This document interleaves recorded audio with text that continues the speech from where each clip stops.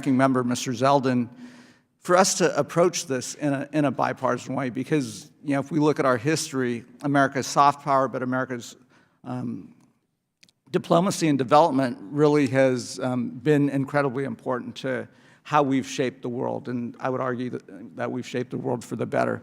I also, when I think about the members on this committee, both in the majority and the minority, you look at the quality of the membership, the number of veterans, including the ranking member, who currently, I believe, still serves in the reserves, bringing that experience, to have a senior diplomat like Mr. Malinowski, to have a refugee who understands that experience like Ms. Omar, and to have folks that either came here as immigrants or are children of immigrants. And I think that breadth of knowing what the American experience is, and hopefully we'll bring that spirit to who we are on this committee. And again, I couldn't be more honored to have the privilege of chairing what I think is going to be a very important committee on oversight. So.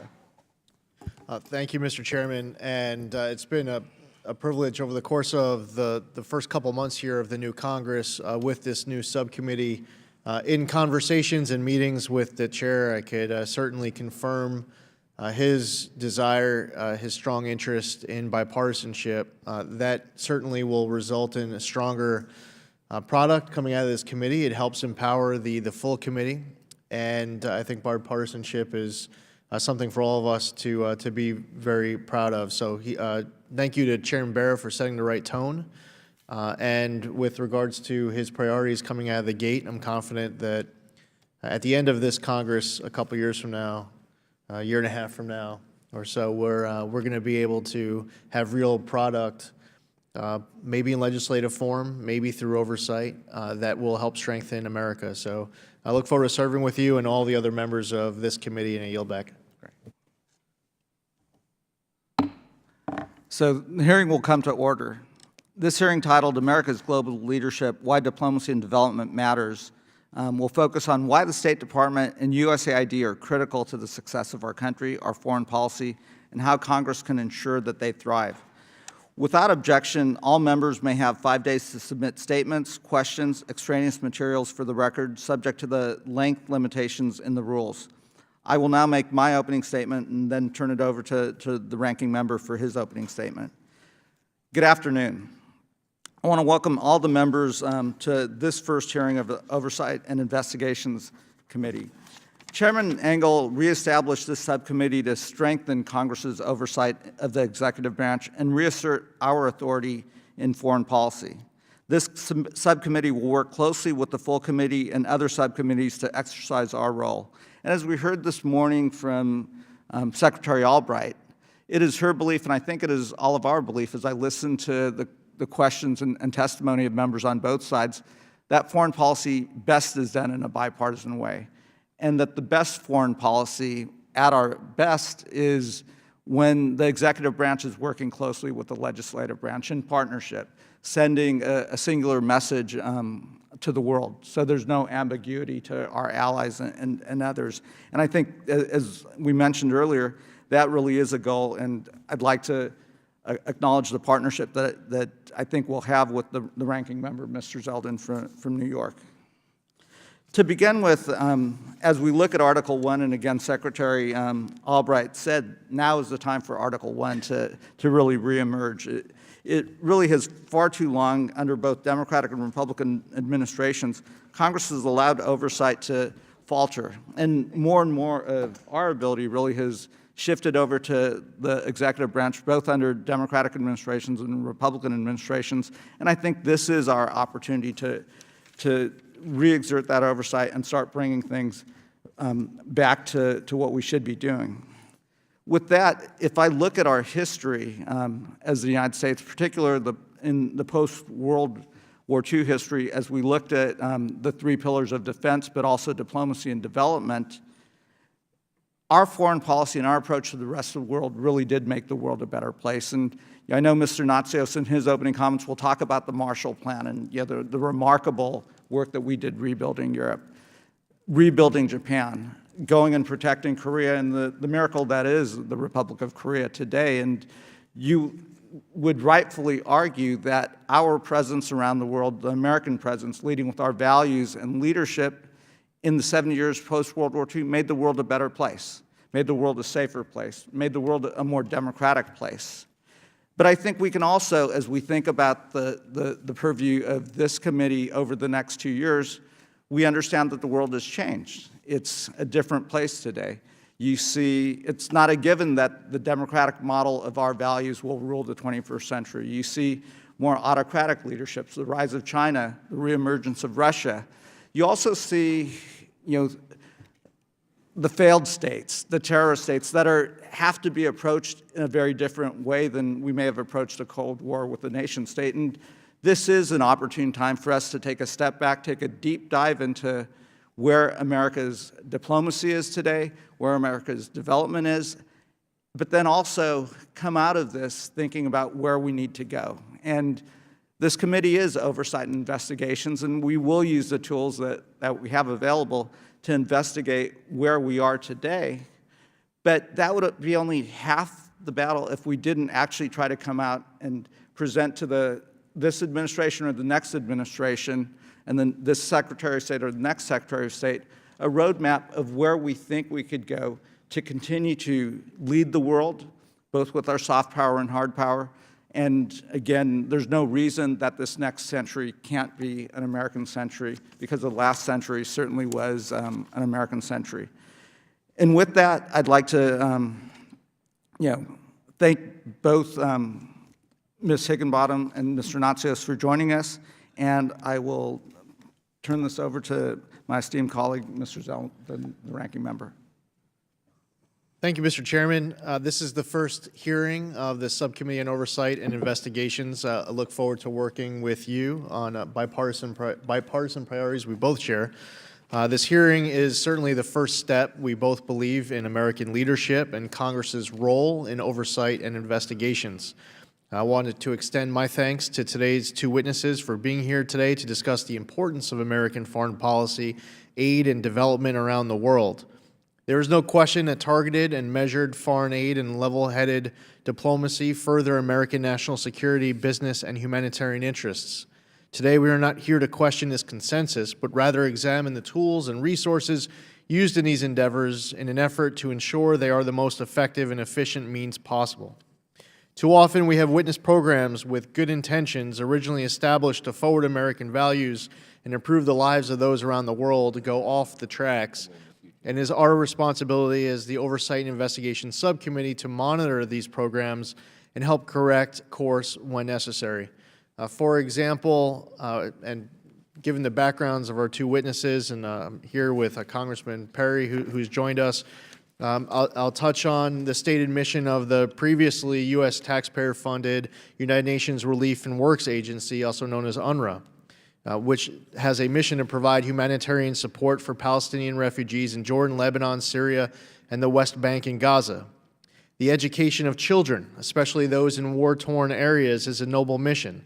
But over the past 6 years, UNRWA and the State Department have failed to provide Congress with an accurate picture to implement oversight measures by deliberately withholding information in certain reporting requirements, and we recently found out why. In a recently declassified portion of a GAO report, we learned that the textbooks in the educational program of UNRWA were delegitimizing Israel, and that supplementary material to counter this textbook content that promotes anti-Semitism paid for with American tax dollars was being rejected on the ground. The underlying mission of foreign aid programs like UNRWA is critical, but holding them to that mission and ensuring its funding goes to furthering that goal may be even more important. U.S. foreign aid should be an investment, building a strong foundation with our allies. However, providing economic assistance to the Palestinian Authority, which supports a pay-for-slay program to financially reward terrorists for killing innocent Americans and Israelis, is in direct violation of this ideology.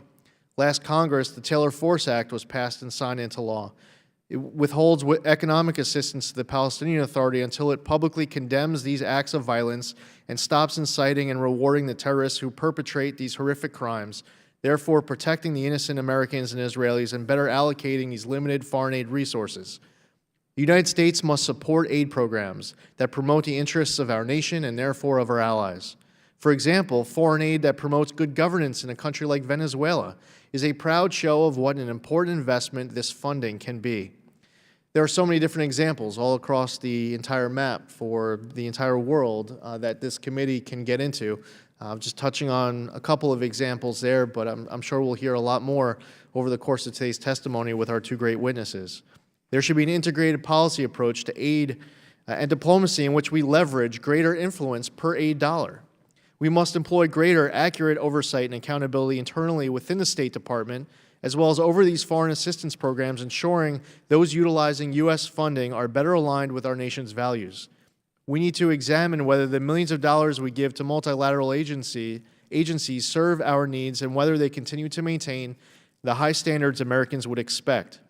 We need to share the burden so that we can offer the opportunity for other regional actors to contribute as well. Are there administrative efficiencies we could implement to make our dollars go farther? How can we improve transparency and accountability in a manner that does not hinder development efforts? These are the questions I hope our witnesses will address. Thank you both again for being here, and I look forward to your statements. I would like to thank our Subcommittee Chairman, Mr. Barra, Full Committee Chairman, Mr. Engel, and Lead Republican, Mr. McCall, for their leadership and assistance on these issues. I yield back. Thanks. I will now introduce the witnesses. As I stated earlier, Ms. Heather Higginbottom is the Chief Operating Officer of CARE USA, one of the world's largest humanitarian organizations. She served as Deputy Secretary of State for Management and Resources in the Obama administration.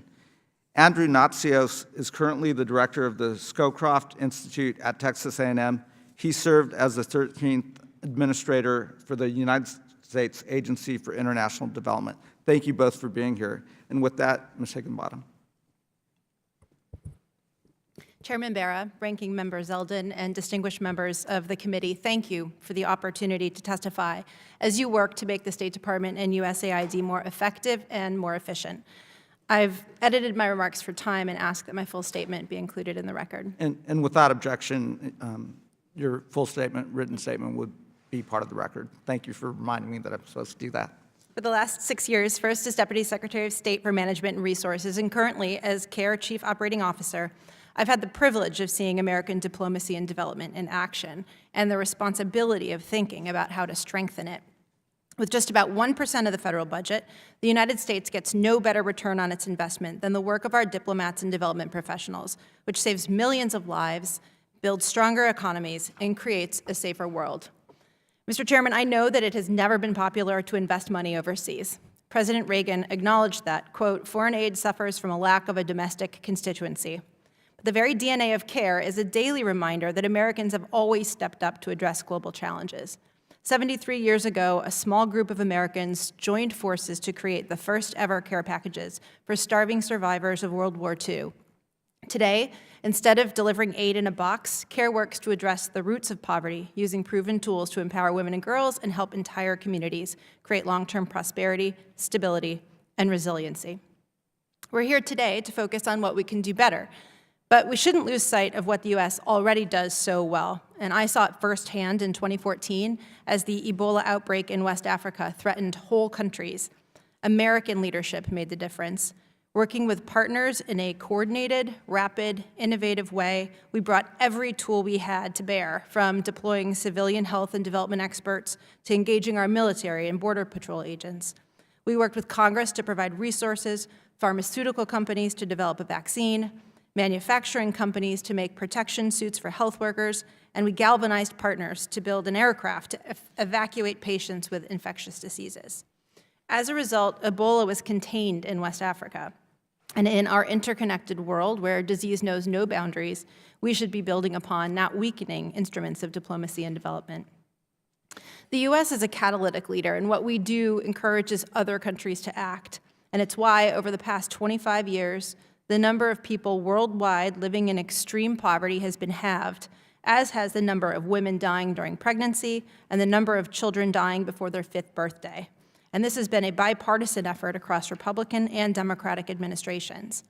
Despite these clear results, the President's budgets for FY18 and 19, and we fear once again in FY20, have proposed slashing foreign assistance by 30%, jeopardizing countless life-saving programs.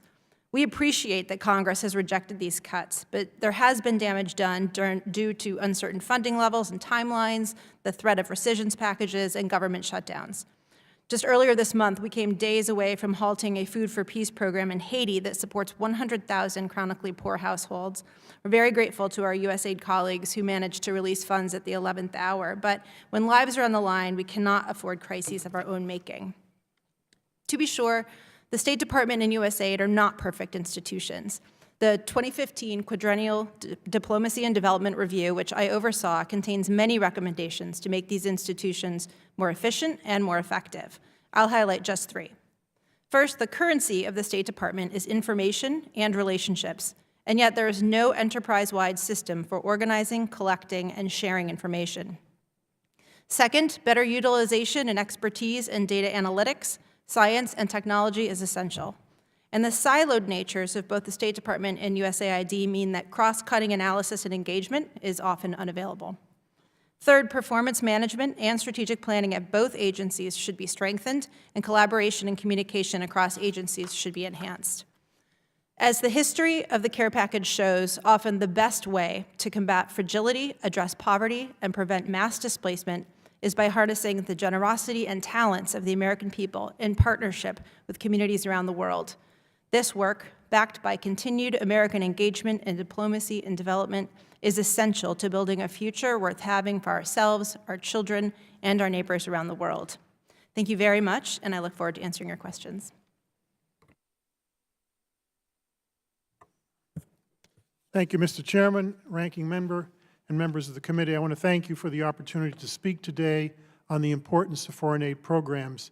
My comments today are my own. I'm not representing the Bush School of Government and Public Service and A&M. You could say I'm representing the Scowcroft Institute, a little institute within the school, named after General Scowcroft, who is our founder. Since World War II, the United States foreign aid programs have played a leading role improving the livelihoods of the world's poor and cultivating good governance, democratic practice, protecting human rights, and accelerating economic growth. I've said this before in public, and people are taken aback when I say it. We are living through the greatest golden age in civilized history for the common people of the world. And the reason I say that is the statistic that my colleague here just mentioned. There has been a dramatic improvement in the lives of the poor, and that was most people in the developing world. 90% of the population 100 years ago in the developing world were poor. There wasn't even the developing world. There were colonial empires 100 years ago. But that has dramatically shifted. The number of poor people has dramatically shifted. The number of democracies until recently has been on the rise. And while there have been terrible abuses of human rights, believe me, I'm in the center of the Rwandan genocide. I was there when Darfur took place. And I like to think we blew the whistle in AID on what was happening before anyone else even noticed it was going on. But the fact is that people didn't even know what human rights were 100 years ago. They didn't even use those words. And there are no institutions protecting human rights. So we've made enormous progress, and we're living through it, and we don't see the forest from the trees. We don't see what things were like 200 years ago or 300 years ago, when life expectancy at 40 years old was regarded as long. The Marshall Plan was our first organized, systematic effort to extend American humanitarian power abroad in a permanent way. Herbert Hoover ran the greatest food aid program in world history during World War I and the immediate aftermath, but it was a temporary thing. And by the way, he also went into Russia in the middle of the great famine after Lenin took over. And it's a very interesting story to see how he prevented the central government from manipulating the food aid. Then, the same problems we have now with the manipulation of aid took place in Russia in the early 1920s. And Hoover simply told Lenin, we're leaving the country if you do not stop interfering. We are not distributing food on a political basis. It will only be done based on need. And that is one of the hallmarks of our aid programs, particularly in humanitarian assistance and in health programs.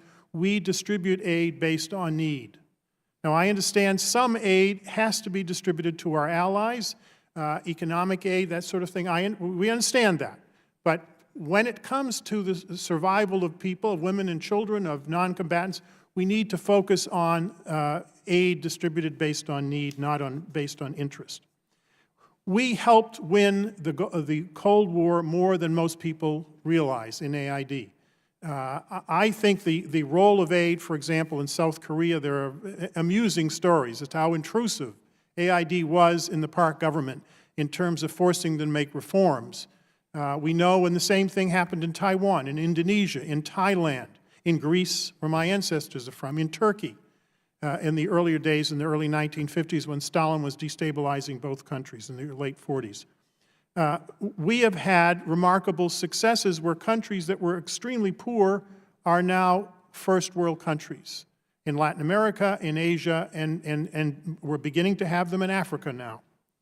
So one of the greatest success stories, my favorite, is the Green Revolution. And that was an effort by Dr. Norman Borlaug, who's a professor at Texas A&M. And later in his life, we have a Borlaug Institute there. And that institute was Dr. Borlaug for the Green Revolution, which doubled yields in Asia. And at the same time that Mao was killing 45 million Chinese from the Great Leap Famine, we were increasing yields and dramatically ending famine in Asia. In fact, a study has been done. The book's called Mass Starvation by Alex DeWall. It came out last year. He's a good friend of mine, teaches at Tufts, and he said, since 1980, with the creation of the International Humanitarian Response System, there's been a massive decline in the number of famine deaths. He traced them from 1870 till now. So we have empirical evidence showing that starvation deaths and famines have massively declined because of this international system that has been set up. Now, I've mentioned in my paper 4 challenges, which I'm running out of time now, so I can't go into. The forced displacement crisis, the pandemic disease risk, the risk of fragile and failing states, and food price volatility that is a major factor in the uprisings in the Arab world. People said it was the Arab Spring. It was not a spring. It's been a nightmare in Syria and Yemen in particular, and also in Libya. So, but there's a direct connection between food price increases that make people hungry, people can't afford the food, and political uprisings. The evidence, empirical evidence from political scientists and scholars is very convincing that there's a direct relationship. The 3 things I propose in my testimony at the end that we need to do in a broad sense is, first, decentralize power back to the missions. The reason we were successful in the Cold War is the mission directors, and I might add our ambassadors, had far greater discretion to carry out policies and programs in the embassies, in the country level, than we do now. Everything's been centralized over the last 30, 40 years, and it's not helping things because we in Washington are separated from the reality of what's going on in these countries. 2, we need to deregulate AID. AID is overburdened with the regulatory burden that's been imposed on it in order supposedly to reduce abuse. I might add, it doesn't reduce abuse. It's just a huge amount of paperwork. The abuse still takes place anyway, and it costs a lot of money. The third is that we need to consolidate. I think having aid programs at 18 different federal agencies is very unwise. And so those are the 3 reforms that I propose at the end of the paper. Thank you very much. Thank you. Obviously, you've got a lot to say there, and all of it really important. I'll go ahead and start the questioning. Ms. Higginbottom, and let me frame it this way. I think it is incredibly important for us to recognize our veterans every day and have a day like Veterans Day to just remind us of what they do to protect our freedoms and represent us around the world and the sacrifice that they and their families make. But I do think far too often we forget about the others that are out there representing us, from our diplomats to our aid workers to the folks that are working through the NGOs. And I just want to make sure that we don't lose sight of that. And our generals are the first ones to admit that partnership that they have with the development community and the diplomatic community is incredibly important, because it is this combination of our hard power and our soft power. You've been inside the building at State Department and certainly have looked at how the department's working currently. And if you would just make a few comments on, as we get this committee underway, some of the things that we should be thinking about and how we best could work with the folks inside the building. Thank you, Mr. Chair.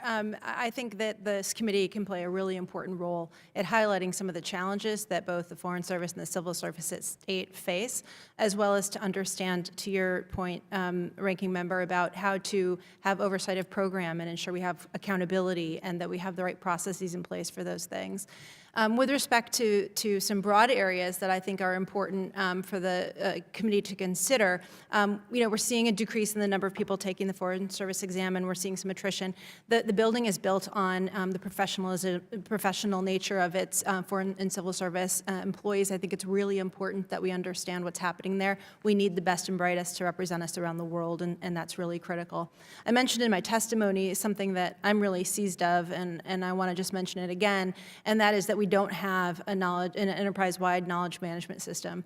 And it is inefficient and ineffective to have a personnel system that is contingent upon rotations with no clear way of maintaining information and relationships that's organized and centrally housed. I think that's a critical issue. It takes investment and it's complicated, but I think it's really, really necessary. Great, thank you. Mr. Natsios, you were a long-serving USAID director and certainly served at a very interesting time. As you think about your lessons and as you think about where we need to go in aid and development, we are seeing other governments, taking a different approach. The Chinese, for one, certainly how they're approaching the rest of the world. What would, if you were to just imagine the absence of the U.S. presence there, who is going to fill that? And then the flip side is the importance of how should we be thinking about this as we go forward, as we think about aid and development in the 21st century, and the importance of the U.S.'s role in that capacity and what it says to the rest of the world when the United States shows up. Well, I can tell you, number one, I'm a very strong internationalist. I'm right of center rather than left of center, but that's where the bipartisan nature of this coalition is. There are conservative internationalists and there are liberal internationalists, and I think we agree on more than we disagree, frankly. Mr. Guterres, the Secretary General of the UN, publicly said something we all knew privately. The UN does not work without American leadership. It doesn't. This is not well known. I guess the constituency of my party would not be too pleased. So he had a weekly call with Kofi Annan for an hour, every single week. He'd sit there and go through a list of things we needed done, and Kofi would say, we need help on this, and they weren't the best of friends, I have to tell you. They disagreed on stuff, but they worked together on a regular, systematic basis, and it made a difference. That relationship is weaker now, and it's been weakening for some time, and it's not a good thing. In Africa, my African friends who are, and I'm an Africanist, that's where I spent a lot of my time, tell me that African states that sign these infrastructure agreements with the Chinese are kicking themselves, saying we never read the fine print in the appendixes at the back. And I said, well, I think I know what you mean. You need to tell me what you mean. He said, the financing says if we can't pay the bill, they're taking out over our ports. I think it was in Zambia, recently. They're taking over one of the copper mines, or I can't remember what the project was, a huge infrastructure project. And so we don't do things like that.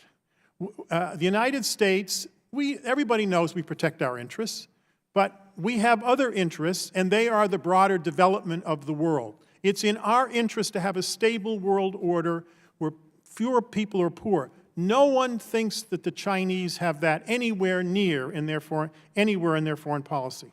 So if the Chinese displace us, which I don't think they're going to do, I think this notion the Chinese are going to take over the system is nonsense. It's not going to happen for a variety of reasons beyond this hearing. But if it should happen, the international system will not be functional. Well, in my sense, having traveled a lot and talked to leaders around the world, is they'd much rather the U.S. presence be there because they know, obviously we have our interests, but we do act in a much more benevolent way in helping build the capacity of the countries that we're involved in. In my remaining time, Ms. Higginbotham, you're now at CARE International, and as we think about our role in diplomacy, but more importantly, aid and development, how should we be thinking about our partnership with the NGO sector and also potentially with the corporate sector? I think in the NGO sector, we look at across the spectrum at partnerships. That's how we work, whether it's with USAID or with private sector companies, with other INGOs. And I think as we see the world changing, and in particular the development landscape changing, what we see is that official development assistance, as critical as it is a very small percentage of private revenue flows that are going into countries. And that means if we're going to be really effective with our work, we have to look across a whole range of partnerships. And I think as we look at state and aid, ensuring they have the capacity, both agencies, to develop those partnerships and relationships and work more seamlessly across different sectors, I think will be much more effective and efficient with our resources. Well, maybe expanding on that then as well, knowing that we have limited resources, and we certainly have challenges that we'll have to look at here domestically, I think, again, my perception is it won't be the United States going it alone. We now have multiple allies that are developed nations and so forth, and the President isn't incorrect that we should be working with that. Maybe Mr. Natsios or Ms. Higginbottom, how do you envision us working with the international community? And again, let me couch, I think the Americans should be leading because of our leadership and our values, but what's changed from the 20th century to the 21st century? I think when systems get, political systems, democratic systems in particular, but even dictatorships, get under severe stress, they begin to behave differently. And it's not just in the United States this has been happening, it's happening across the world in other democracies. You're seeing what's happening in Europe right now. The Democratic Party of Sweden, I said, well, it's good, it's Democratic Party. It's actually the Nazi Party of Sweden from the 1930s. Got 17% of the vote in the last Swedish election in Sweden. That's very disturbing. And someone says, well, that's what they were before they've evolved. The Auditor General, which is a big job in this party, was a member of the Waffen-SS. He's an old man, but he was a member of the Waffen-SS, one of the most horrendous parts of Hitler's structure of terror. This party received 17% of the vote in Sweden over the immigrant issue in Europe. So it is an issue, these issues are churning across the world. We interviewed someone at the Bush School to teach, to go to become a student, and she told me, this is from Chile, she works in refugee issues. I said, what do you mean refugee issues? In Chile? 1 million refugees have moved to Chile. 1 million. And so it's having an effect across the world, and that's when people start turning inward, becoming more protectionist, more ultranationalist, more isolationist, and that's not good. Mr. Nazi, so you notice that votes have gotten called. Mr. Zeldin, I think you can probably do your questions, and then we will recess and come back after votes. Thank you, Mr. Chair. Earlier in my opening remarks, I referenced the GAO report that Congressman Perry and I recently secured the declassification of, revealed a number of concerning issues regarding staff who failed to implement appropriate policies and pushback with the host country. When UNRWA developed complementary teaching materials and seminars to address concerning content following 3 textbook reviews, some staff refused to attend training and workshops and utilized as supplementary material, which countered to content that was not aligned with U.S. values and in many cases not aligned with reality. I want to ask you this question more generally. It's not specific to that report, but based on your experience, how did you deal with local beneficiaries who did not implement appropriate standards? Well, Congressman, I hesitate saying this, but we're in Congress, but I'll say it. It's not this committee. It's not the 2 authorizing and appropriating committees. I will not mention the committees that are the problem. This Congress and other committees have placed draconian limits on American diplomats and aid officers getting out, not just of the capital city. They can't even get out of the mission. The aid mission in Kabul is called the prison by the aid staff. You can go for 2 years on duty, 1 year, in Kabul and never leave the mission. They won't let you out because of the security restrictions. Just so you know, the question, though, is with the question is, how do you monitor programs if you can't go out and see them? If you want to improve accountability, you need to get all of the authority over our embassies and missions out of those other committees, because they've told everyone no risk. No, then we shouldn't have embassies. We shouldn't have missions around the world. You have to get out of the capital city, out of the mission and out of the embassy to find out what's going on. These abuses are taking place because we can't see what's going on. Why? Because of these security restrictions. And more importantly, they are restricting how many aid officers and diplomats can be assigned into these countries. So we hire more Foreign Service officers, and then we can't send them out to the field. And it's not, I used to blame the State Department for it until I became a diplomat and realized it's not the State Department's the problem. It's the committees, and it's not the 4 committees that oversee foreign affairs. I know the committees that are the problem. And they're giving exactly opposite instructions than all of you are giving to the State Department and AID. And that's the problem. Multiple conflicting instructions in terms of access and openness to get out of the capital city and the mission and the embassy.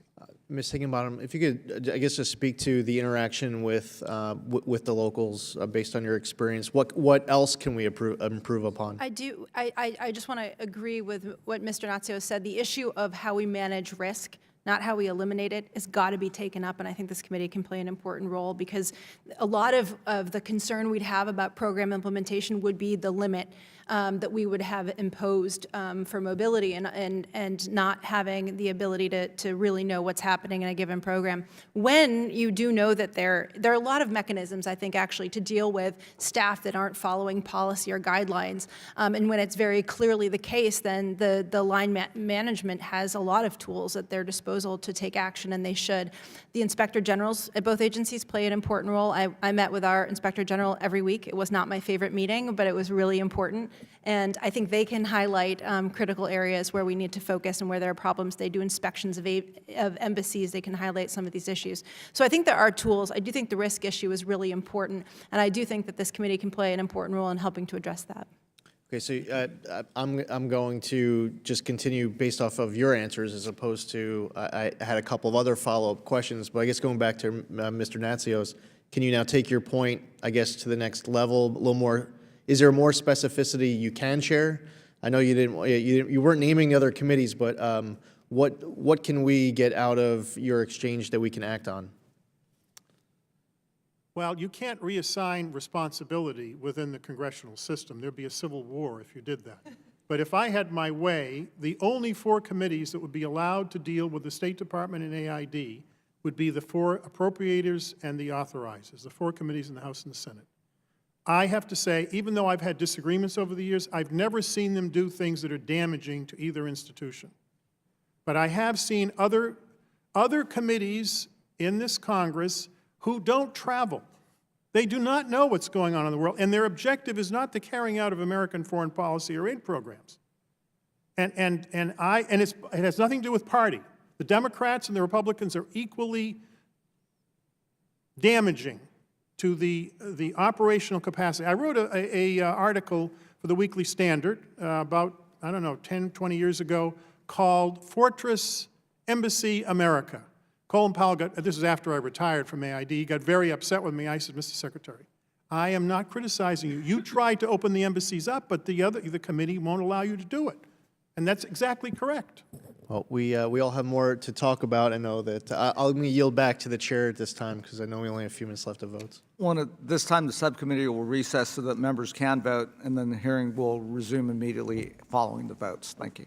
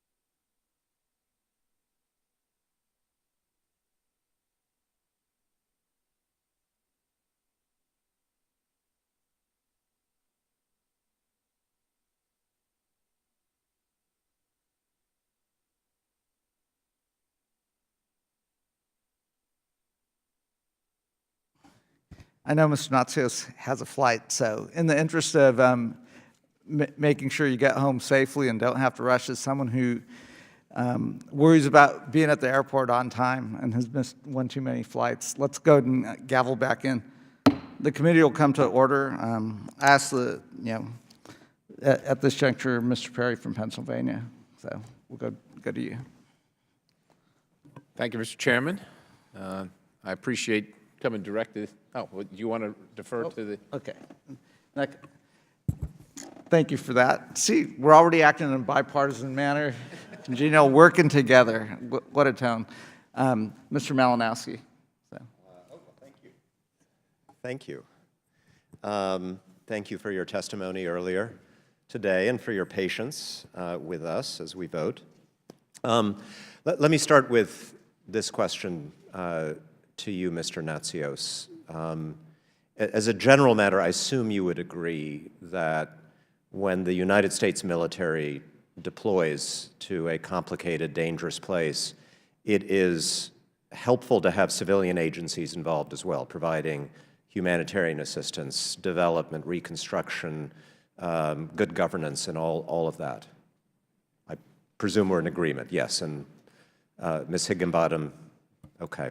Let me apply that principle then to a situation we're dealing with right now, and that is Syria. A number of us, on a very bipartisan basis, over the last few weeks and the last few days, including at the Munich conference, made an effort to try to persuade President Trump not to follow through on his policy or tweet or whatever it was to pull all of our forces out of that country prematurely before the mission was complete. And he heard us, and I think fortunately made the decision to retain around 400 troops with our allies as part of the effort in that country. But what has been lost in the debate over our presence in Syria is that late last year, the administration also made a decision to completely end, not to spend some $230 million that the Congress had provided for stabilization programs in Syria because they argued others, particularly the Saudis,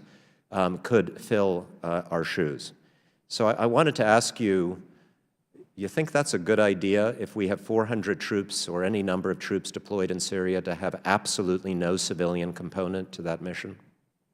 Well, there's another question before I say that. Congressman, I'm not sure this is appropriate to say, but I was the co-chairman of the Committee on Human Rights in North Korea with my good friend Roberta Cohen when you were Assistant Secretary at State, and you were our biggest supporter in giving grant money for investigating the outrageous atrocities that the North Korean regime has committed against its own people. Thank and you. I do want to thank you for that. Thank you. It made a very great difference to us. We're a small organization, and we appreciate it. Thank you. So the first thing is, it's not how much money you spend, it's who's spending it and how it's spent. AID has expertise in war zones that even our friends in Europe, and I think some of our friends in Europe do some things very well. We, because of perhaps being a great power, we have mastered, not completely, how you work in very difficult places and get stuff done. Turning it over to the Saudis, they have no experience in this. They don't have any experience even in stable environments. So that's number one. It's not going to work with the Saudis taking it over. Two, I think if we're going to keep troops on the ground, we need to have a civilian component next to them. So I frankly do not support the withdrawal of these troops from Syria. I think we're going to have to send them back in again, potentially. And the question is, I know we keep telling the Russians and the Iranians they are going to fund the reconstruction. But if you don't do something to reconstruct the country, and I have to say the Russians do not have a lot of experience doing reconstruction work in the developing world, and the Iranians have no experience. Right. Well, we are keeping them. So we are actually keeping the troops. With I know, but what about the civilian component? No, nothing. It's been completely eliminated. And I mean, does that make our troops safer? I mean, is there an issue potentially with, in terms of the safety of our troops, if there are no civilian eyes or ears, if we're not working with local governments, if we're not working with NGOs on the ground to counter extremism, which we were doing? We were funding in Syria these extraordinary women-led human rights organizations that operated under ISIS control, and in my view were the most effective counterweight to ISIS at a time when, well, they were obviously risking their lives. Would the Saudis fund those kinds of organizations, do you think, if we turned it over to them? I wouldn't expect that they would, and I agree that, Congressman, that the type of relationships and engagements that you have with some civilian capacity in a context like that is really important, and I do think it can have a direct contribution to the security of the troops. I'm pleased to see that there's been a shift in that posture from the President. Thanks. And just finally, a comment on a different issue that's come up, our assistance in Palestinian areas. And I take the point about criticism of UNRWA, but let's also not forget that we have completely eliminated USAID programs operating to improve water systems, to encourage Palestinian and Israeli children to get to know each other, to support schools. Presumably you don't think USAID was teaching people to delegitimize Israel. Who do you think benefits more from the complete elimination of those programs, Israel or Hamas? I think eliminating the programs helps Hamas. That's not what the intention was by the administration, but that is what the effect is. I can tell you from personal experience, and I might add a little story.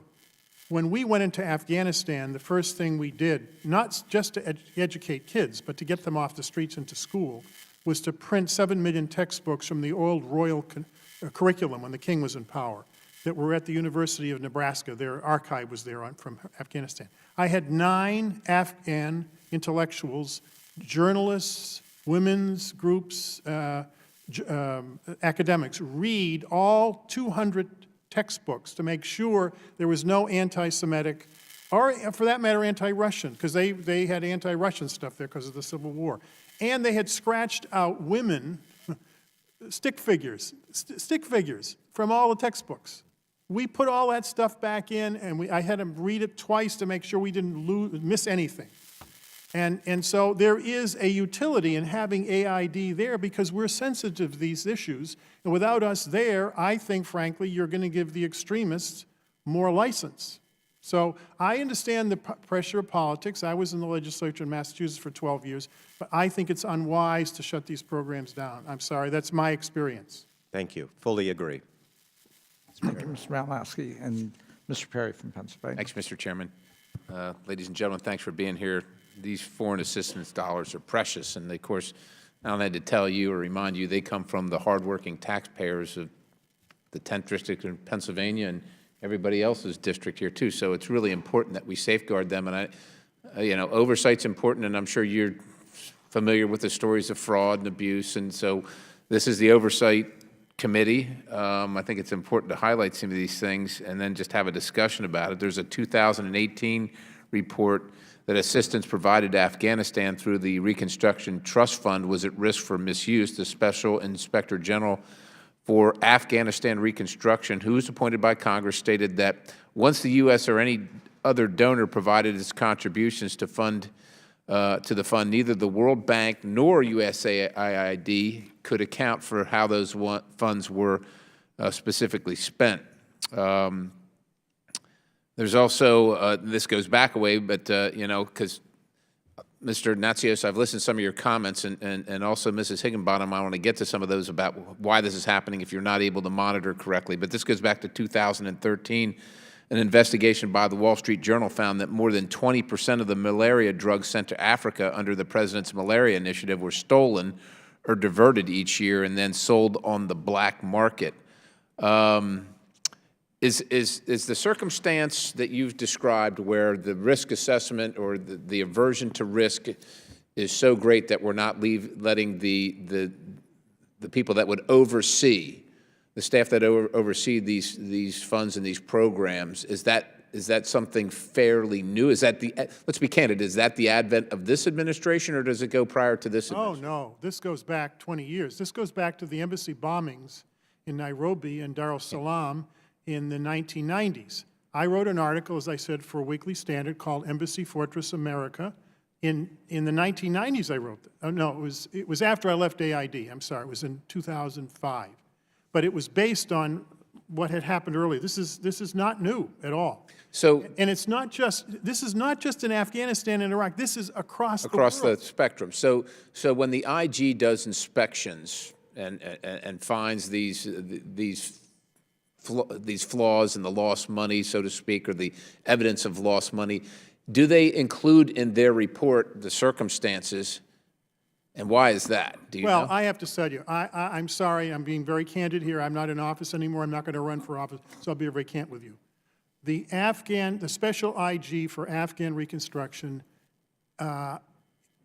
is outrageous in some of the accusations he makes. For example, I'll give you an example. He said, we went to an AID-sponsored school that they rebuilt. There was no one in the school. That's true. You know why there was no one in the school? Taliban took out the headmaster and beheaded him in front of all the teachers and the children. If your child watched the headmaster would you send your child back to the school? Of course the school was empty. He didn't mention that in the audit, however. In fact, their people didn't even go to see. They sent someone else from one of the ministries to go in. Half of his staff has never even been to Afghanistan. I think I think the regulators are out of control. And I say that carefully. They're not doing, the IG for AID, in my view, does very good work. But he has to be in competition to see if he can find more abuse than the IG, the special IG. They compete with each other. And if he doesn't show that he's saving money, his budget gets cut by the Congress. I wrote an article about this called The Clash of the Counter-Bureaucracy in Development. I wrote it 10 years ago. You can get it for free right on the website of the CGD. I would urge you, I know it's a long article, but your staff could read it, the consequences of these systems that have been set up. When you have competing IGs to see who can find more stuff and exaggerate more abuse, you get inaccurate reporting. Are there problems? Absolutely. But you know, half the problems that I've seen, they never get reported by the IG because they never discover them. If I could just add just very briefly, I think that as USAID and state to a certain extent have come up with new ways to try to monitor when they're limited in access, particularly in places like Afghanistan, questioning the efficacy of those frameworks, I think, is worthwhile because they are really committed to ensuring that the programs that are being funded work and that they aren't subject to fraud. But I think there's a good conversation to have to see whether that oversight the accountability framework that USAID and state are doing is effective. And I do think that the risk issue is more acute in some places than other, but post Benghazi, it's been more constrained. Sure. So what is if we're not, you know, look, these are all policymakers up here interested in making sure that you have the resources that you need, that American foreign policy and interests are furthered, and that's what we're doing here. And we count on things like the IG, right? I mean, that's what we're supposed to do. We're not there, and they are allegedly. So what is the mechanism for people inside? And thanks for the indulgence, Mr. Chairman. Inside the organizations, what is the internal mechanism? Is there an internal mechanism? When you said, you know, they're not reporting on half the things that you saw that apparently you found problematic at some level. Is there a mechanism for you to find a way to report and make sure the right thing is done? What the IG does not say in AID, I used to meet with the IG every week. We had a very good relationship. When I saw something wrong, I tell them, I want you to go in and find out what's going on here. I found this on one of my field trips. I used to spend 25% of my time out looking at the projects in the field. And when the aid administrator goes out and says, I want to go out, you can't say no, there's a security problem. So the standard practice is, because there are two functions of the IG. One is to make sure the management systems work properly, and they do financial audits. And that is sacrosanct. We can't touch that. The other thing that they do is they look into fraud and abuse, which is a different function. It's in the same rubric of the IG. Most of the things that the IG investigates, AID officers report. That's how it works. The IG doesn't discover the abuse. We discover the abuse. We call in the IG. I can give you a lot of examples. Some of them entertaining, some of them very disturbing. But the staff calls up the IG, because that's the standard procedure in aid. If you discover something wrong and you don't report it, you can get fired for not reporting it. Mr. Perry, if I can also interject. I would like that to be part of our role as congressional oversight as well. You know, as we're authorizing and appropriating funds for programs, I do think it is part of our responsibility to say, are these programs actually working the way they are? Are we using the taxpayer dollars in the most effective way? And you know, if programs are working really well in one part of the world, you know, certainly thinking about how you take that. And you know, if programs are not working or funds are not being used the way we intended them to be used as Congress, I also think it is our responsibility to expose that. And Without a doubt, and I appreciate the chairman's indulgence, and for the purposes of the discussion, it seems to me that there's a somewhat of a breakdown in the system here, and maybe, while we rely on the IG as well, is there any way to reconcile between what the folks that work for the agency report to the IG and what the IG reports to us, right? I mean, There's a difference between the special IG for Iraq reconstruction, and he was more responsible than the one in Afghanistan, in my view. I work with a guy, and I sent the IG into Iraq when the Marines took the city. The IG and the aid officers were right behind me, right behind them. The mission director called me up and he said, Andrew, could you have given me a month to set the systems up before you send the IG in? I said, I don't want any problems. And we had one contract that got screwed up. Guess where the contract was? The Air Force. We asked the Air Force auditors to look at it. It was a corrupt contract. We had to dump the whole thing. That's the only contract that got screwed up. well, as two Army guys, look, we like picking on the Air Force, but that's another. All right, Mr. I'm Chairman. Army too, or I wouldn't have told you the story. well, I know Mr. Espilat's on his way over here, and I've got additional questions. So since we do have a little bit of time, we'll go ahead and do a second round of questions if you also have questions. I'm conscious and supportive of what Mr. Perry brought up in terms of, we do have a responsibility to use the taxpayer dollars in the most effective way. And, in conversation with the current USAID Administrator, Ambassador Green, I really do think the shift to capacity building and looking at the assets in the countries that we're going into and trying to, as opposed to a one-size-fits-all, saying, each country and each situation is specific.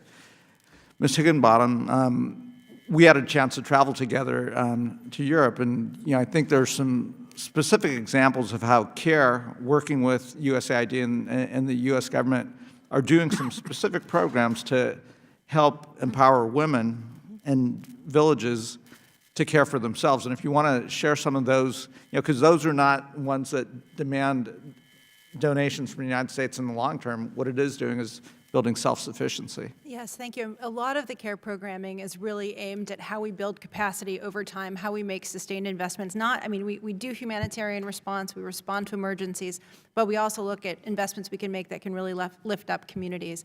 And we do that with a lot of USG support, with a lot of resources from USAID as well as other partners.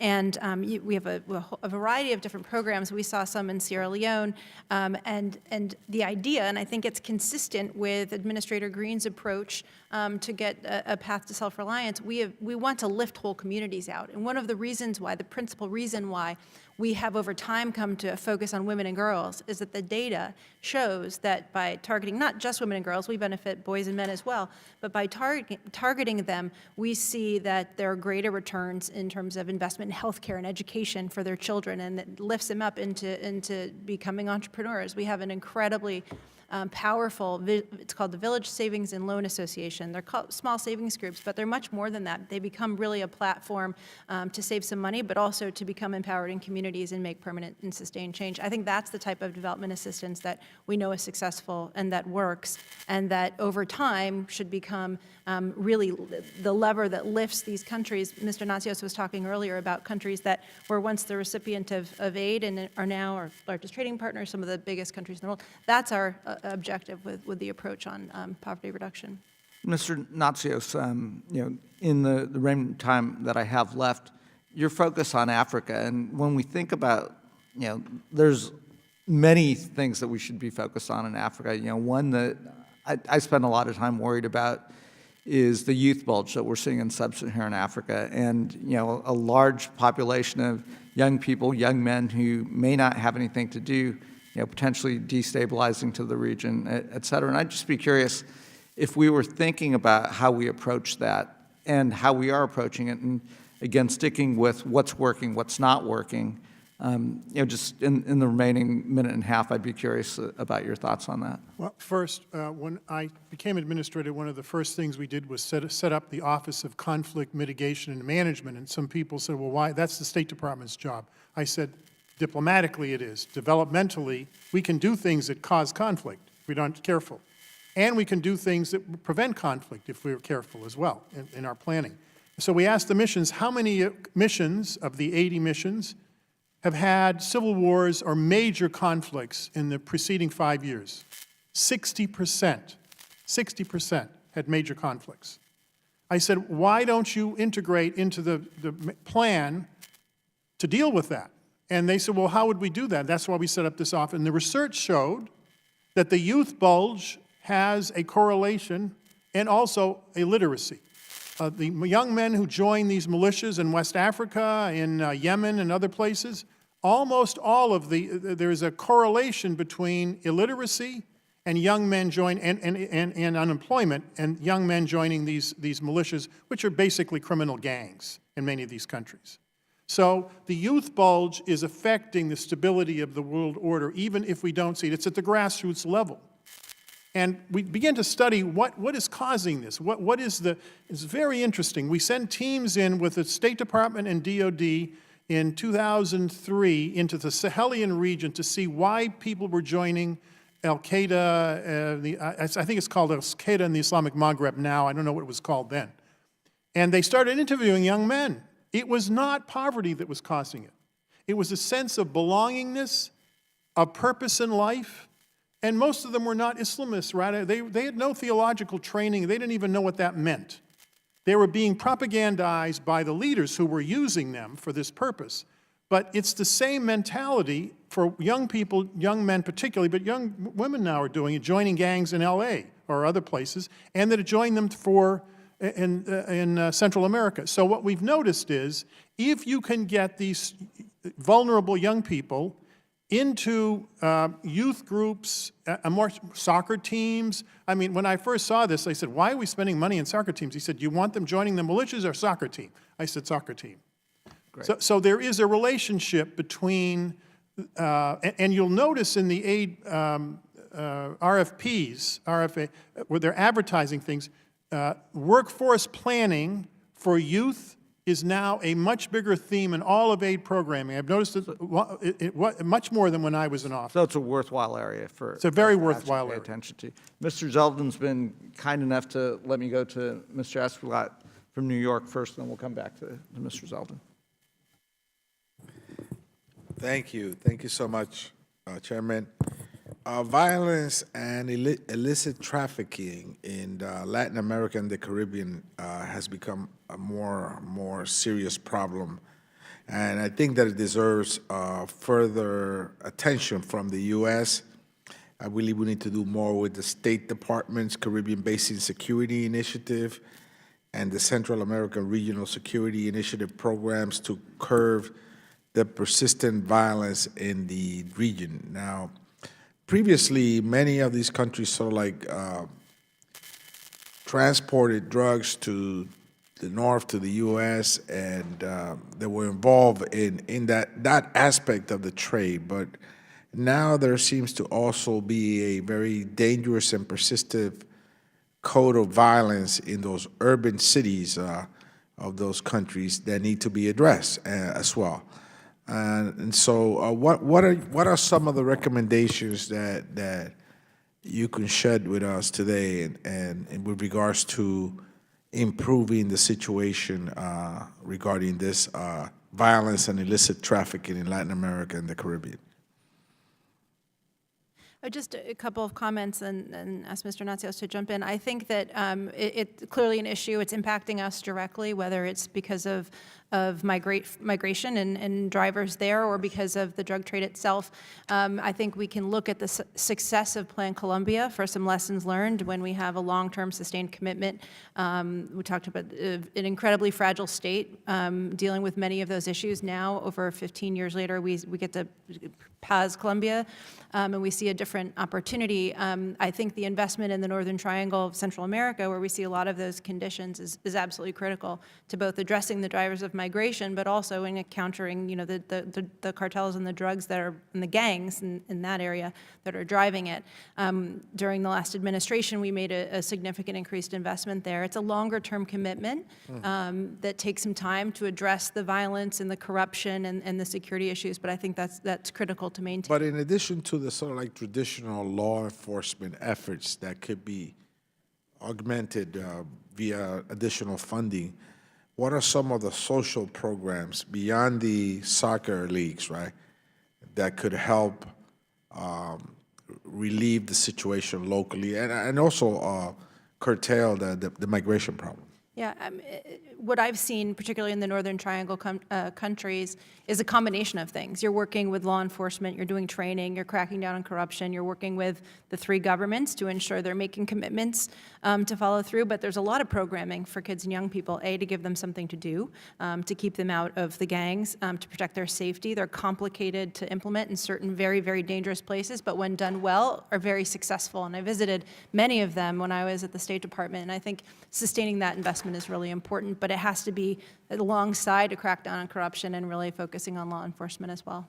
Could I just add to that? Sure. There is a part of that program, just to drill down a little further, that Heather's referring to, is an effort to look at the indices which will tell us whether a kid is vulnerable to being recruited into the gang. And so what they've done in those three countries, and this is based, by the way, on a model used in LA to keep kids out of the gangs in Los Angeles. So the deputy mayor, former deputy mayor of LA who ran those programs, is running some of the aid programs for some of the contractors now in Central America and some of the NGOs. I listened to a lecture by him. It was absolutely fascinating. So they identify what all those factors are, and then they find out which kids are vulnerable, and they put them in specific programs that reduce the vulnerability based on the factor that put them in the category in the first place.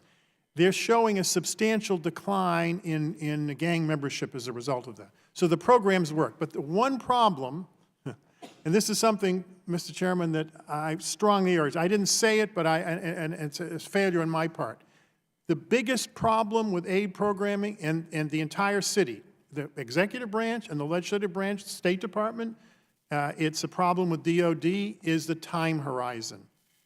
AID programs do work. They take 10 to 15 years sometimes to work. When we cut a program halfway through, we just wiped out half the investment because it takes 10 years, sometimes 15 years, particularly in democracy programs, for example. We can show you that the programs work, but it takes 15 years to do it. If you cut the programs after 7 or 8 years, you just wasted all that money we invested in it. Mm-hmm. So one of the things this committee can do is just look at the time horizon problem and give aid. Now, if there's mismanagement, I'm not saying you shouldn't look at it. Absolutely. We're not talking about mismanagement. It's just if you want to show results, the Green Revolution took 30 years to implement. 30 years. I'm the chairman of a committee of the CGIR, the Consultative Group in International Agricultural Research, to breed micronutrients. It's called Harvest Plus, into zinc, iron, and vitamin A, the four largest deficiencies in micronutrients. The reason I'm bringing this up, it's going to take 30 years to do this program. We're finished for 15 years. We've bred these micronutrients into 298 crops that poor people use in the developing world. We prove this can work. Now we have to get it to seed out. It's going to take 15 years to do that. People want, the foundations tell us, the governments, we want immediate results. I said, how are you going to get the seed out to 1 billion people in a year? It takes years to do this stuff. Yeah, Mr. Chairman, just to conclude, sure. And these programs are obviously cost money, and this current administration continues to repeatedly send to Congress requests for deep cuts, and so that's obviously a major, major problem. That there's a perception out there that we're giving away everything, when in fact foreign aid is just minuscule with regards to the entire budget and there's proposed cuts to begin with. Thank you, Mr. Chairman. I do not support these cuts, Mr. Chairman. Thank you. Mr. Zeldin. USAID put forth a plan to partially reorganize a lot of consultation with Congress. I don't know if you had any thoughts you wanted to share would be pertinent to the topic of this hearing with regards to the plan the USAID and Administrator Green has. I'll just say one brief thing, because I know you'll have a lot to say. I think that there are some, it seems to be, from my perspective, some really good ideas. How they're implemented is really important. But when I look at, for example, the proposal to bring the food and nutrition programs into to stop isolating them and bring them into a more comprehensive fashion, that's just aligned with the way we do programming, for example, that we know is much more effective when it's combined with other interventions. I think there's a lot of logic there. From what I've understood from the proposals, there's still a lot to learn about its implementation.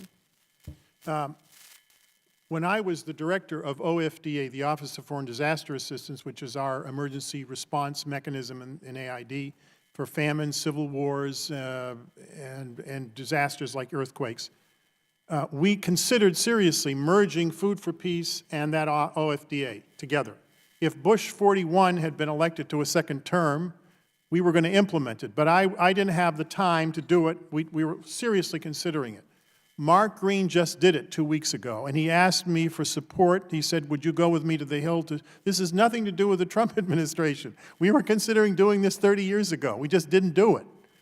So I strongly support what Mark Green is doing. I have not, if I thought he was damaging the agency, I would say it in public. I would criticize it. He is not damaging the agency. I think he's a very good administrator. It was a good choice. He's an honorable guy who's trying to do the right thing. Now, do I agree with every single detail of everything he's doing? No. But the reorganization you're talking about, Congressman, I support. And as I said before, we were considering it in 1992. Any other specific suggestions that you want to throw out there for our consideration and his? I think the oversight functions, I don't want to keep going back to this, a council needs to be formed of the special IGs, the IG for AID, the OMB has investigative authority, the GAO, and the Congressional Oversight Committees. A council should be formed statutorily to meet and coordinate so they're not auditing the same program in the same country at the same time. We had 3 different agencies auditing capacity building in Iraq, and I just couldn't believe, in the middle of a war, we spent all of our time responding to 3 different agencies auditing the same program. That is a waste of taxpayer money. And it's, in my view, it was harassment. Our people are getting killed. We lost 300 people murdered in Iraq, 600 in Afghanistan. And we're in the middle of answering 3 different audits by the same 3 different agencies, the same audit and the same, just too much. It's too much. I'd add a couple of things that are a bit different. One, there's in the 2015 Quadrennial Diplomacy and Development Review some recommendations about how to increase efficiencies across the 2 agencies that I think, regardless of administration, this is separate from any sort of strategic priorities I think are important. One of them that I led was a joint strategic planning exercise across the 2 agencies. That doesn't happen anymore, as well as joint reviews. And the reason for that, there's some tension, of course, between what development priorities and what foreign policy or diplomatic priorities we might have in certain places. But the fact of coordinating and communicating and collaborating is just a more efficient use of our dollars. And it doesn't subjugate one department's priorities to the other. It's really about coordination and making sure in Washington we have the same level of understanding that you might have in a mission or in an embassy, which isn't always the case. And also I'd say, Mr. Nazio said something earlier about empowering the field. One very practical thing, when the State Department begins its budget and planning process, it starts at the mission and it comes up to the bureaus, then eventually and at state, at USAID, it's the other way. And I think there's a lot of inefficiency in having those processes sort of start in different places and end up differently. They need to be separate processes, but they should be better aligned. We used to do planning at the mission level, but because every single dollar is earmarked in AID, we have to tell the missions, these are the earmarks that they're going to get imposed on us, and you need to plan based on what we know is going to happen. The old system for 40 years in aid was everything was done from the bottom up. I said, this doesn't make any sense because everything's earmarked. There's no discretion left. Briefly, we just have just over a minute left. Switching over to the State Department and the special envoy positions, Secretary Tillerson was starting to look at the 6 or so special envoys. Are there any that you've identified as wanting to elevate higher? Are there any positions, any of the special envoy positions that you think are unnecessary? Do you have any thoughts that you want to share? I think from from a process perspective, I think there should be a regular, and I would do it every 1 or 2 year review of the special envoy offices. Many are congressionally mandated. Others are appointed because at a moment in time you need them, and those are important, and we shouldn't say all special envoys are bad, in my opinion, but some are outdated, and it's not a great use of resources. We did that under Secretary Kerry's leadership, and we got rid of a bunch. It wasn't the most popular thing within the building, but it was the way that we could then say, we need a special envoy to counter ISIL or another strategic priority. So I think it's an important regular process that should occur in the State Department. In terms of currently, I don't think I'm as familiar with the current specter, but I think they should be regularly reviewed and they should be presented to Congress as well. I was special envoy myself for President Bush for Sudan. And needless to say, I think I did a pretty good job under difficult circumstances in the middle of two terrible civil wars. But we have to understand the effect it has on the assistant secretaries when we put special envoys in to do their job, because that's what's happening. Now, are there situations where you need a special envoy for a major crisis that you have to spend all your time on? Yes, there is. And I think I agree with Heather, saying all special envoys are a bad idea is not wise. However, having 50 special envoys, to me, why do you have a State Department then? Why are there assistant secretaries? What are they left to do? So I know it's very difficult from a political standpoint to get rid of some of these titles. They're apple pie and motherhood. But from a management standpoint, it doesn't make any sense. Well, my time's up. I'll yield back to the chair.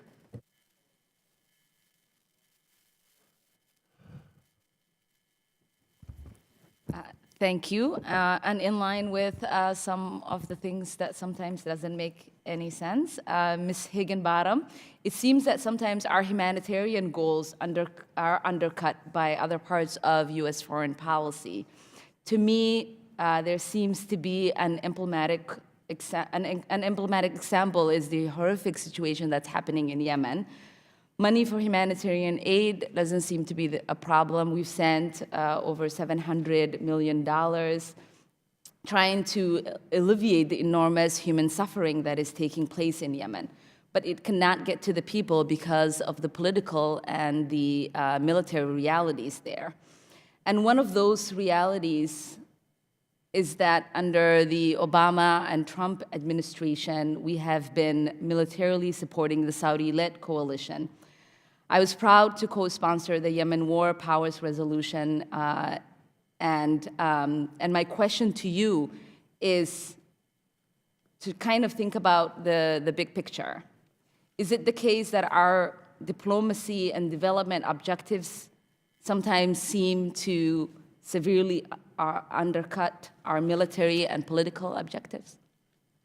Thank you, Congresswoman. I mean, the humanitarian situation in Yemen is just awful. It's one of the worst crises, obviously, in the world. There's 80% of the Yemeni population that is in need of humanitarian assistance. We have a very large program with CARE trying to address some of those needs. I can speak to my perspective from the Obama administration, in which we were deeply engaged in trying to support a political solution, a peace solution, and had quite a deep involvement in that, which is ultimately how we're going to reduce the violence. And I think that diplomacy and engaging in that is critically important. Obviously, we find ourselves facing just an absolutely horrific crisis there, and we've got to figure out what are the steps forward now. If I could just add. Yeah, I actually was going to have you answer this question for me. Would you explain why a focus on humanitarian aid and human rights and development are important from a national security standpoint? Sometimes there is a conflict, Congresswoman. I watched it. I would get enraged sometimes when you have fights, sometimes yelling matches. But this has been going on for 70 years. It's not new. Sometimes it's more public than it was. food was used as a weapon against North Korea during the nuclear negotiations 25 years ago when the famine was going on and 2.5 million people died. And I was in the NGO community. I was vice president of World Vision, and we had a coalition to stop using food as a weapon in diplomacy. President Bush said we will never do, and he didn't. For 8 years he was president. I don't think President Obama did it while he was in office. So there are clear tensions, and you have to make a judgment as to what is most important and whether it's appropriate to use. I mean, for me, using food aid as a weapon in negotiations is like blaming the people who've been the object of atrocities for the atrocity. They're not the ones that committed the problem. The people who are dying in a famine are usually weak, vulnerable people who have no way of protecting themselves. Why are we punishing them? So I don't think sometimes we consider the ethical consequences of what we're doing. But let me just tell, with respect to Yemen, I wrote an op-ed piece with the former director of OFDA, the Office of Foreign Disaster Assistance, in the Obama administration. It was a bipartisan op-ed criticizing the Saudi government's, what do they call it when they prevent food from going in? The what? The blockade of Yemen. I'm sorry, I'm having an elderly moment here. We timed it so when the Saudi prime minister was visiting, he apparently got a little upset that it appeared in the newspaper when he arrived. Yeah. And then President Trump actually issued a tweet attacking the Saudis for doing this. And they suspended the blockade for a few months, but then they reimposed it. So, I mean, reimposing it, that doesn't work. Mm-hmm. For me, you have to consider the ethical consequences of this. So we're in agreement that humanitarian aid should never be politicized. I don't think it should be politicized, and I've spent 30 years of my career trying to prevent that from happening. I agree with that. I appreciate that. I yield back my time. Mr. Zeldin, if you don't have any additional questions, Now, let me just add one little qualification. please. If we find out that the food is being diverted by the regime, then you have to stop the program. And that's what we found, that the North Koreans were diverting food. I sent someone up undercover to the Chinese border with North Korea, interviewing refugees, and we found out 40 to 60% of the food was being diverted by the secret police and the military, and I said, the program's ending. We did it very quietly because it wasn't going to the people who were supposed to get it. That is a legitimate reason for ending it. That's not politicizing the aid. The purpose of the aid is to feed poor people. And part of our job is oversight, Yes. is to make sure our aid and humanitarian efforts are getting to the folks that we are actually Exactly. trying to help. Exactly. Sure, go ahead. Can you think of an example where a country that we might send humanitarian aid into can see it as inciting violence within that country? Well, if you talk to Omar al-Bashir, who I've dealt with for 30 years, and the president of Sudan, he'll maybe leaving office shortly, involuntarily, given the uprising going on in northern Sudan right now. And he saw all of the humanitarian aid as helping his opponents and prolonging the war. He said, if you only stop the aid, all these people would stop fighting. I said, well, they'll stop fighting because they'll all be dead. That's what you want to happen. No, Andrew, you're just keeping the war going on. So I didn't take him. I understood what he was saying, and he did argue that some of the food was being diverted, and we had to be careful not to have that happen, to get to the rebels, for example, in Darfur. But 2 million people's villages were burned down, 3,800 villages by the Janjaweed in cooperation with the Sudanese government. We're supposed to just ignore that? 300,000 people died in Darfur. Yeah. Well, thank you. I think we're in agreement that sometimes in particular situations, depending on who is looking at it, sometimes we can see it as being diverted, and we can have a moral clarity and an ethical understanding of why we're doing it. And sometimes people within those nations can look at it as having an alternative motive in getting involved and sending that aid. And so there is a balance And oftentimes, we have to be cautious of towing the line and making sure that we are not being seen as bad actors intervening in other people's affairs. Thank you. Thank you. I want to thank both of the witnesses for being here. We'll get you to your plane on time. And, Thank you, Carter. And again, we look forward to continuing to work with both your organizations and both of you as well. So thank you. Thank you very much. With that, I adjourn.